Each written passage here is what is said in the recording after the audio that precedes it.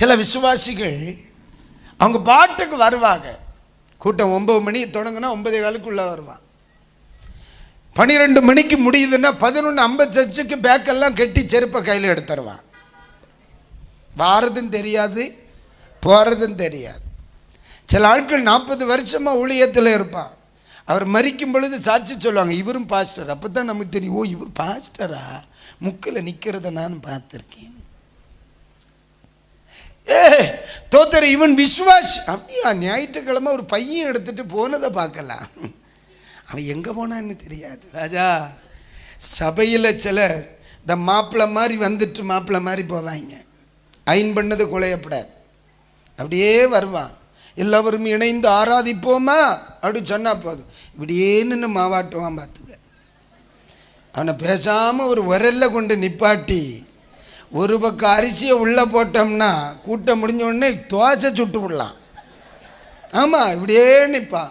எல்லாரும் இணைந்து ஆராதிப்போமா, இப்படியே நிற்பான். நீங்கள் பார்த்துருக்கீங்களா?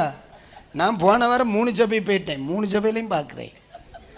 ஆமாம், இந்த வாரம் இனி நாளையிலேருந்து வேற இருக்குல்ல, போகிற இடம் பூரா ஒரு குரூப்பு இருக்குது. கிரைண்டரை கொண்டு வாரான் வரும்போது. ஆமாங்க, வருவா. அங்கே நின்றுக்கிட்டு பாஸ்டருக்கு பிரைஸ்லாம் சொல்ல, இடி விழ அப்படின் பேர் வந்தால. ஆனால் சில பிள்ளைகள் இருக்காங்க தெரியுமா, ஆராதனையை நேசித்து அப்பாவை நேசித்து பகல் முழுவதும் கஷ்டப்பட்டாலும் வேதத்தில் கையுமா ஓடி ஓடி ஓடி சிலர்லாம் பார்த்துருக்கேன் பிரதர். நடந்து நடந்து தலைச்சிடுவான், நடந்து நடந்து தலைச்சிடுவான். பயிலைக்கு போயிட்டு கஷ்டப்பட்டு ஓடி எங்கே போகிற, கூட்டம் உண்டு, இன்னைக்கு கூட்டம் உண்டம்மா. இந்த வரைக்கும் 2000 வருஷமா வேதம் தேசத்தில் சொல்லப்படுதுன்னா அதுவெல்லாம் மரியாதை உள்ளவனா சபைக்கு வந்தவனால் அல்ல, தன்னை மறந்து தெய்வத்தை சிநேகித்து பிரயாசப்பட்டவனால. எத்தனை பேர் ஆமேன்னு சொல்ல முடியும்? இந்த இடத்தில் கூடி வந்த உங்களுக்கு களைப்பு இல்லைங்களா? களைப்பு இல்லையாம்மா? பகல் முழுவதும் வேலைக்கு போனீங்களே பிரதர், ஓடோடி வந்தால 5 மணி வரைக்கும் செய்த வேலையை ஆமீன் தோத்திர 4:30க்கு முன்னே முடிச்சுட்டு ஓடினியே. ஏன்? இதுதான் கிறிஸ்துவுக்குள் இருக்கிறவனுக்கு அடையாளம். அல்லேலூயா. சபையில் ஒருவன் கிறிஸ்துவுக்குள் இருக்கிறான்னா கரெக்டாக ஐடென்டிஃபை பண்ணிடலாம். தோத்திர நம்ம சபைக்குள் கிறிஸ்தவனாக இருக்கிறவன்ட்ட வேலை சொல்லணும். நீங்கள் எதை செய்ங்க, நீங்கள் எதை செய்ங்க, நீங்கள் எதை செய்ங்க. ஆனால் கிறிஸ்துவுக்குள் இருக்கிறவன் என்ன சொல்லுவான்? இனி ஏதாவது செய்ய உண்டோ பாஸ்டர், இனி ஏதாவது செய்ய உண்டோ பாஸ்டர்.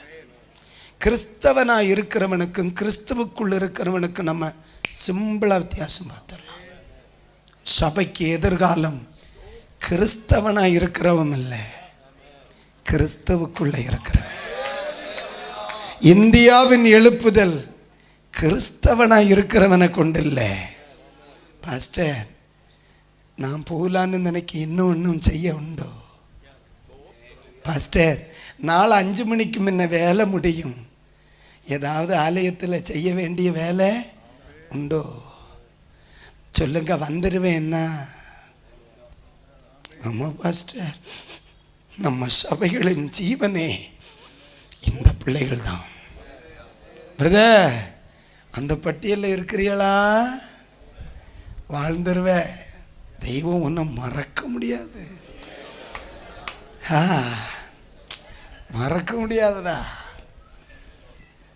1000 ஜனங்கள் ஒரு சபையில் இருந்தாலும் 5 பேராவது ஒரு மூலையில் இருப்பான். பார்த்துக்க, எப்படி எல்லாரும் சேர்ந்து கெட்டுவாங்க, அந்த 5 பேரும் தான் நிறுத்துவான். கெட்டுறது ஈஸி, கெட்டுனதை நிறுத்துறது கஷ்டம். கிறிஸ்தவன் கெட்டுவான், கிறிஸ்துவுக்குள்ள இருக்க நிறுத்துவான். நம்ம சபையில் 2 பேரும் வேணும், நிறுத்தின அப்புறம் கெட்டதாரு. அதனால தான் சிலரை கொல்லாமல் போட்டிருக்குது. புரியும்னு நினைக்கேன், ஒன்றும் செய்ய முடியாது. கைகளை தட்டி ஆண்டவருக்கு நன்றி சொல்வாங்க. அல்லேலூயா. சகோதரா, நான் இத்தனை வருஷங்கள் கிறிஸ்துவுக்குள் கிறிஸ்தவனாக இருக்கிறேன். என் தெய்வத்திற்கு வேண்டி ஏதாகிலும் ஒன்றை செய்கிற பிரயாசப்படுகிற கிறிஸ்துவுக்குள் இருந்தால் அழுகிற என் கண்கள் அழுகிறவற்றை காணாமல் கல்லறை செல்லாது. ஒரு தடவை என் சபையாரை நான் சோதிக்க முயற்சித்தேன். நம்ம பலரும் சொல்லுவோம், நம்ம சபையில் 500 1000 இருக்காங்க, 1500 இருக்காங்க. இன்னும் நம்ம சொல்லுவோம், உருப்படியாக ஏதாவது உண்டான்னு பார்க்கணும்.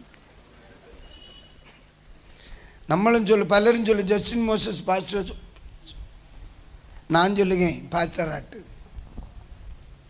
ஒரு நாள் ஒரு மக்கை எடுத்து எல்லாரும் நடந்து போகிற ஒரு இடத்துல போட்டிருந்தேன். அரைஞ்சுதான் போட்டேன். போட்டது வேலைக்கிழமை சாயங்காலம். ஞாயிற்றுக்கிழமை காலையில் வர அந்த மக்கை யாரும் எடுக்கல. நான் டெய்லி காலையிலையும் வந்து அதை பார்ப்பேன்.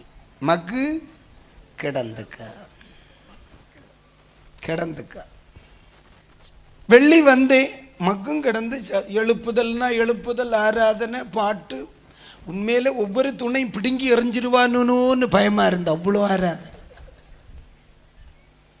வெள்ளி ராத்திரி, சனி பகல், சனி ராத்திரி, ஞாயிறு பகல் நான் வரும்போது இனி அது அங்கே கிடக்கண்டான்னு சொல்லி நான் எடுத்துக்கொண்டு ஒரு இடத்துல வச்சுட்டு சொன்னேன், 3 நாளா ஒரு தண்ணீர் குவளை ஒரு மக் ஒன்றுங்க கிடந்து நான் டெய்லி பார்ப்பேன். வெளியே போயிருந்து சிசிடிவி கேமரா எடுத்து பார்ப்பேன், யாராவது எடுத்திருக்கான்னு. அப்போ நான் நினச்சேன், 1000 பேரும் 1500 பேரும் உண்டுன்னு நான் சொல்லுது வேஸ்ட்டு. ஏன்னா வழியில் கிடக்கிற மக்கை எடுக்கிறதுக்கு ஒரு நாதி கிடையாது. சிந்திக்கணும். நம்ம பயங்கரமாக சொல்லுவோம். அன்னைக்கு நான் நினைச்சேன், இவங்கெல்லாம் கிறிஸ்தவர்கள், நான் இனி கிறிஸ்தவர்களை உருவாக்க கூடாது, கிறிஸ்துவுக்குள் இருக்கிறவர்களைத்தான் உருவாக்கணும். ஏன்னா எழுப்புதல் கிறிஸ்தவனால வராது, கிறிஸ்துவுக்குள் இருக்கிறவனால தான் வரும்.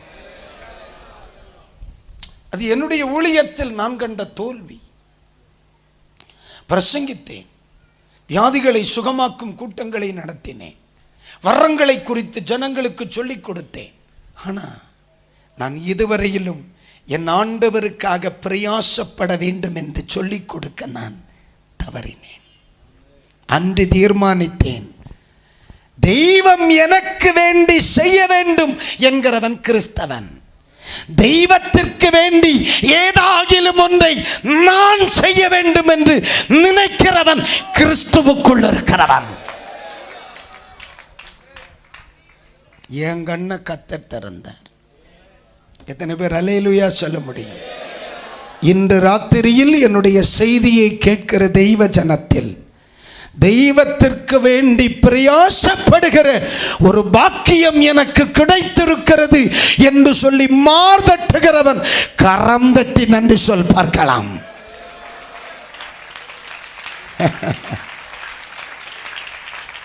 வரும், எழுப்புதல் வரும்,